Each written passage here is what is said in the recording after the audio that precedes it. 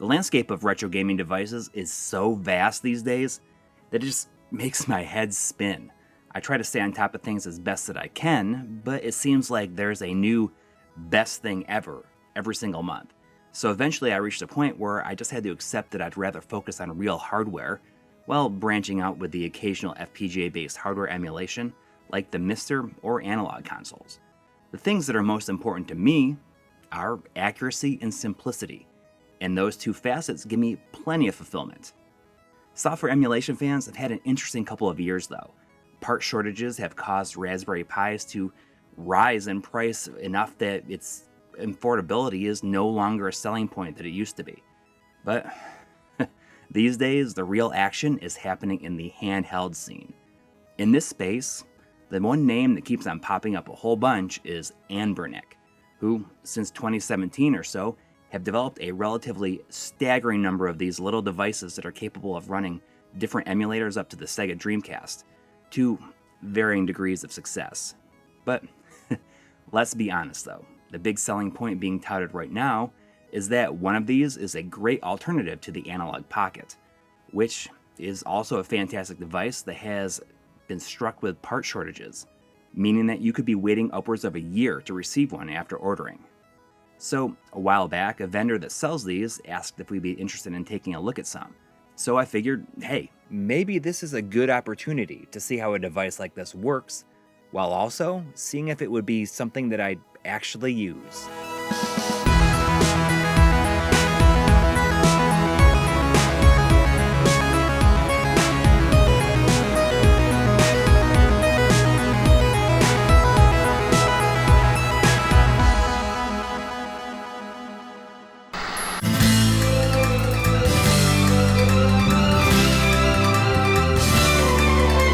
So this thing right here is the Anbernic 353M, one of their newer models. It's not top of the line, nor is it ultra cheap. As of right now, it currently sells for around $175, which is a tiny bit cheaper than the Pocket, but it also lacks some of the hardware. It's a pure emulation device, which means that it doesn't need a cart slot to interact with original games. The wider form factor should appeal to those who like the original Game Boy Advance, and it's roughly around the same size too. Except, it's quite a bit heavier. This thing is pure metal. Aluminum, I think. With that material comes durability, which means you can easily toss this thing into a backpack on your way out the door without really worrying about breaking it. It has the buttons and sticks to play all the consoles it supports, but it's not always going to be super comfortable. The size is definitely an issue when it comes to overall comfort, especially with fast and furious action games. A standard layout of a D-pad, 2 analog sticks, start, select, and 4 main face buttons adorn the front side of the unit. Of note, the analog sticks are of the Hall sensing type, which hopefully means that drifting won't be an issue. The D-pad is decent, but the diagonals don't quite pass the Contra test, meaning that you might start running if you're not holding perfectly straight down. The buttons themselves aren't really clicky, but they generally feel pretty decent to me. The 4 shoulder buttons are layered in an interesting way, which is a little awkward, but is totally fine in games that don't really require much of them. I honestly don't see how else you could have done something like that. Between the shoulder buttons, you'll find a headphone jack, a mini HDMI output port, 2 USB-C ports for charging and on-the-go devices, or whatever they are, and finally, an F button, which I assume stands for function and is used to access in-game emulator menus. The left side has volume buttons, and the right has a power and reset button. Along the bottom, you've got speakers and 2 micro SD card slots. What specifically enamored me to the 353M in particular was the 4x3 screen. I like my stuff in its original aspect ratio, and without any borders. So the 640x480 resolution screen was perfect for the kinds of games that I wanted to play on it. So as far as I can understand, most Anbernic systems run on custom Linux-based firmwares, which use Emulation Station as the front end and RetroArch as the engine, although it'll boot up in an Android interface if you start without an SD card installed. There's a number of different custom firmware installs out there, but I'm going to be running the stock Linux update that came out in January 2023. I've heard that this is pretty solid, but like I said, simplicity and accuracy are what I'm looking for, and my past experiences with Emulation Station and RetroArch soured me a bit because there's just so many menus, toggles, and tweaks that you'll screw something up and have no idea how it happened. So yeah, I will freely admit that this is going to be a learning experience for me. I'm by no means an expert, but if you want to get the absolute best out of a device like this, then I recommend checking out the Retro Game Core YouTube channel because you'll find exactly the type of videos with the information that you crave.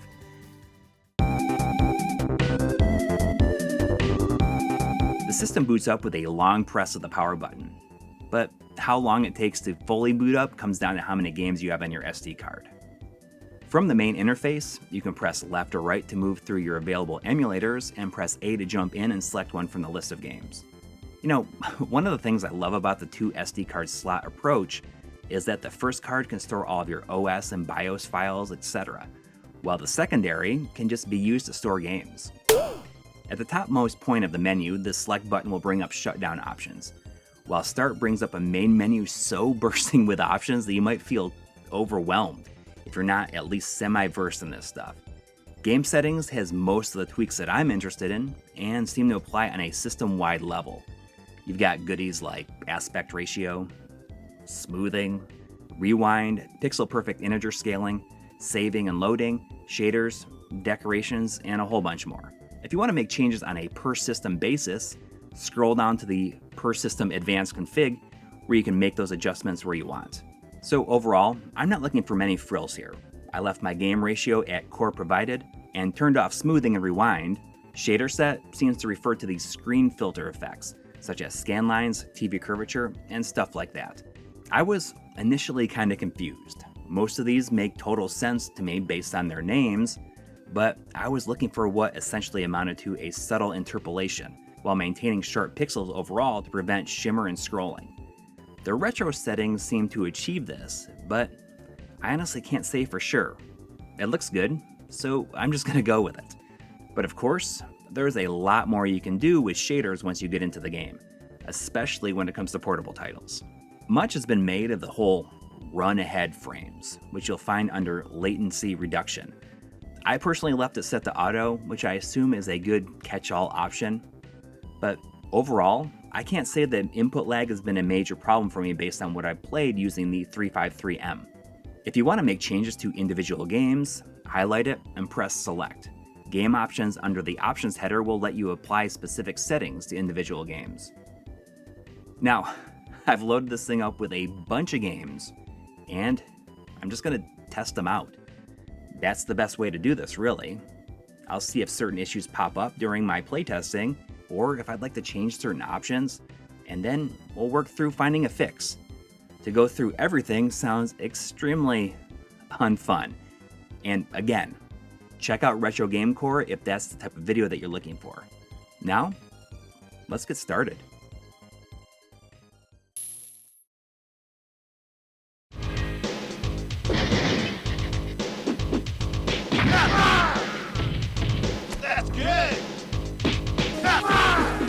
It is pretty amazing the number of consoles that the 353M supports, but it's important to keep your expectations in check. Portables, many arcade games, and consoles up through the PlayStation 1 generally run pretty great. After that, though, you're likely going to have to make some concessions to achieve a more playable game. When you boot up a game, hit the F button to access your quick menu. This menu houses what will likely be your most used functions, like state saving and loading, and cheats. Heck, you can even save screenshots or record video. Great for games with passwords, if you ask me. Although save states might make that all totally unnecessary. It's pretty cool that you can record video in the background while still running an emulator, though. The quality leaves a little bit to be desired, but it's still pretty neat. Controls are definitely pretty handy to have quick access to, and you can even save your controller remapping on a game or core-wide basis. Don't forget to change your controller type to 3-button on Forgotten Worlds on the Genesis, and the PC Engine Core puts a controller mode switch on the L1 button that switches between 2-button and 6-button controller configurations. You might want to turn that off, because bumping it might screw up some games, and it would be no fun if you hit this in the middle of a game.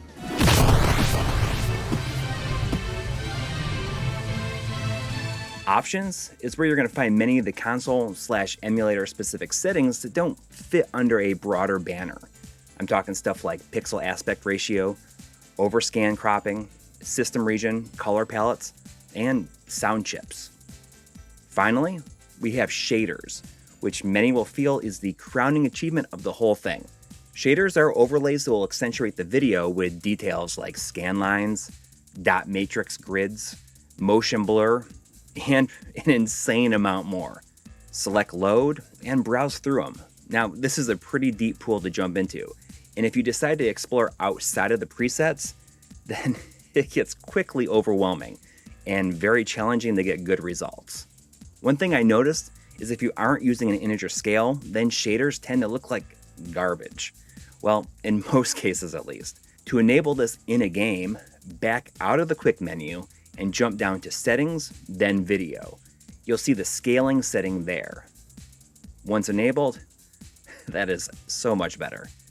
The way you can layer on shader levels is pretty cool, but eventually your frame rate will start to take a hit. Also in the video menu are filters, which, yeah, of course these look good, but I'm actually kind of unsure how these differ from shaders. It says that video filters might have a high CPU cost, which I think shaders do too after you layer so many on anyway. Based on some research, it looks like they're both means to achieve the same goal, and are only a matter of preference.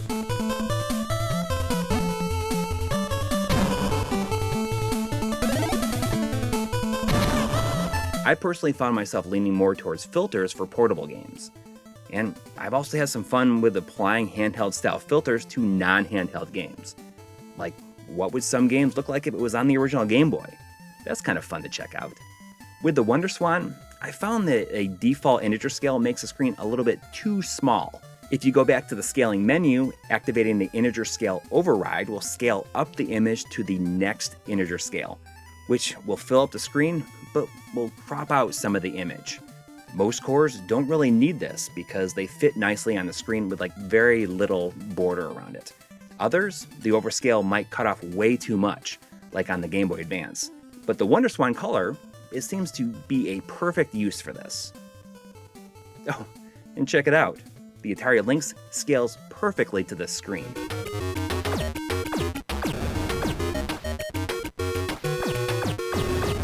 Quickly on the topic of sound, I'm pretty impressed that I haven't run into any egregious examples of sound delay. Sound accuracy? Well, while the speakers sound pretty good, this is not the sort of device that I'll be picky about in that regard.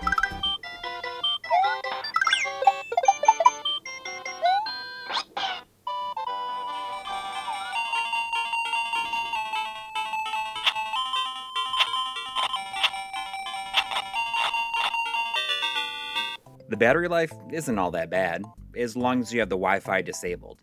That'll drain your battery even when it's in sleep mode.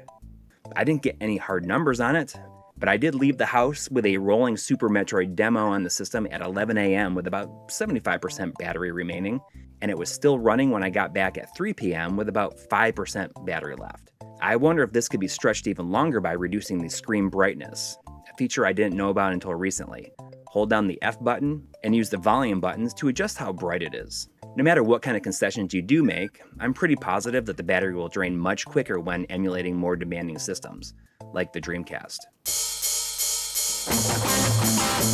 So, while not exclusive to CD systems only, most, if not all, generally need a BIOS file to run. As always, these files are readily available, if you know where to look.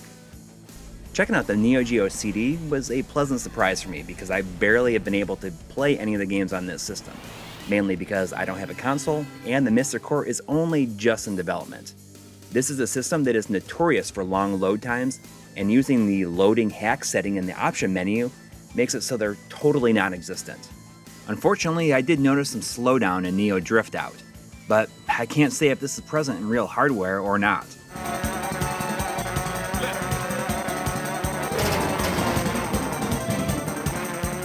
PlayStation 1 does give us a nice opportunity to put the analog sticks through their paces. At this point, I think it's safe to say that you can expect certain games to be totally uncomfortable due to the size of the system. And when a game uses both analog sticks, this is definitely even more true. Mega Man Legends 2 has a pretty modern feeling 2-stick mode that'll likely just kill your hands when trying to play it on this thing. Save files are stored on the same SD card as your games. As always, I recommend using the Save File Converter website as a method of moving your saves from one platform to another. I was pleasantly surprised to find that a lot of the conveniences that I've enjoyed with the Mister are found here. Heck, the Mister undoubtedly has many of these features because of emulation paving the way. For instance, CD-ROM games can be compressed into CHD files, which can be a fragment of the size of your typical .bin and .q file. So what about the mini HDMI output at the top of the unit? I'm glad it's there, but it's not as seamless as I was hoping it would be. It outputs 720p, which is what you'd typically expect from a device like this, although I wish you could just plug it in at any time, but you're going to need to reboot the system to get the HDMI output to kick in. Pretty annoying, but how often do you anticipate using this? Arcade games are stored in a number of different folders: MAME, HB MAME, and Final Burn, as well as separate folders for CPS 1, 2, and 3. I'm going to have to find a way to combine these into one folder in the future. Compatibility can be a bit spotty, but I found that running games in Final Burn Neo in particular gives the best results. One cool thing that I wasn't expecting was the ports section. The Anbernic comes with a couple of different ports that run natively on the hardware. Doom being the big one, of course, but there's also Prince of Persia. And I was also able to find a port of Super Mario 64, which runs great. So all these observations aside, what doesn't run that well on this? Based on what I've experimented with, it's cool that the 3DO, Dreamcast, Saturn, Nintendo 64, and PlayStation Portable are possible, but they are not exactly optimal experiences and should be viewed as a fun thing that is sort of amazing that they even run as well as they do.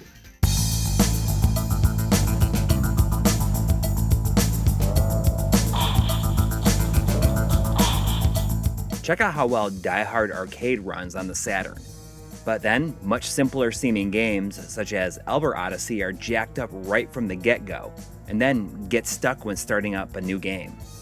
Nintendo 64 games have occasional hitching and random video glitches, but everything was smoothed out when I got into the actual gameplay. You know, when things actually count. Games like Donkey Kong 64, which uses the expansion pack, might be a bit too much with frame skips galore and stuttering audio.